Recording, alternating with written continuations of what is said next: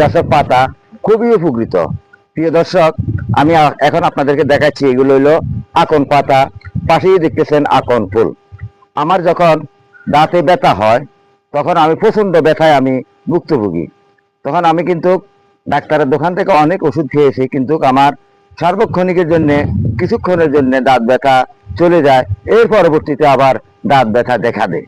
তখন আমি এই আকন ফুল, এই আকন ফুল দেখতেছেন, এগুলো হইলো আকন ফুল।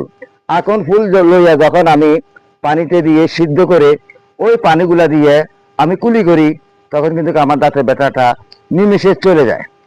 আর আকন পাতা, অনেক ক্ষেত্রে আকন পাতা আপনার কোমরে ব্যথা কিংবা মাজায় ব্যথা এগুলোর জন্য অনেকে আগুনে তাপ দিয়ে এই আকন পাতার সেক দিয়ে তখন ব্যথা চলে যায়।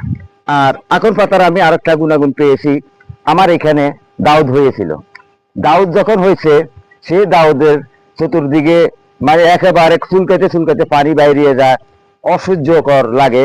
তখন আমি লোকপান হেকিমের একটা বই পড়ছিলাম, সেখানে আমি এই আকন পাতার গুণাগুণের কথা শুনেছি।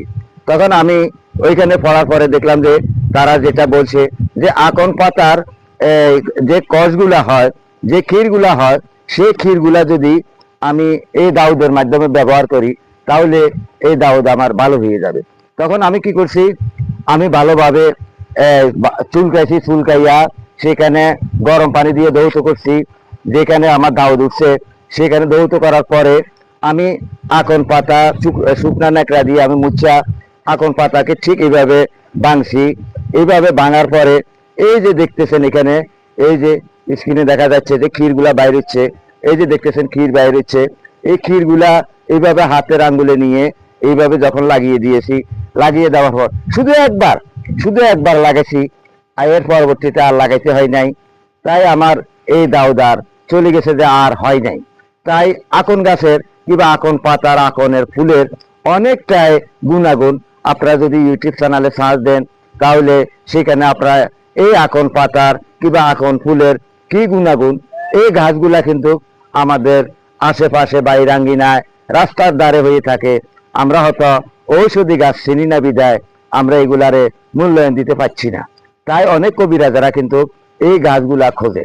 তাই আপনারা এইভাবে এই গাছে বাড়ির আশেপাশে যে আকন গাছ আছে, এই আকন গাছগুলা আর কেটে ফেলবেন না। প্রিয় বন্ধুগণ, আমি আপনাদেরকে সেই ভিডিওটা অবশ্যই দেওয়ার জন্য চেষ্টা করব, আপনারা অবশ্যই দেখবেন। কারণ আকন গাছ অনেকটা রোগের জন্য উপকৃত। এই যে দেখতেছেন আকন গাছ, এখানে যথেষ্ট পরিমাণ আকন গাছ হয়েছে।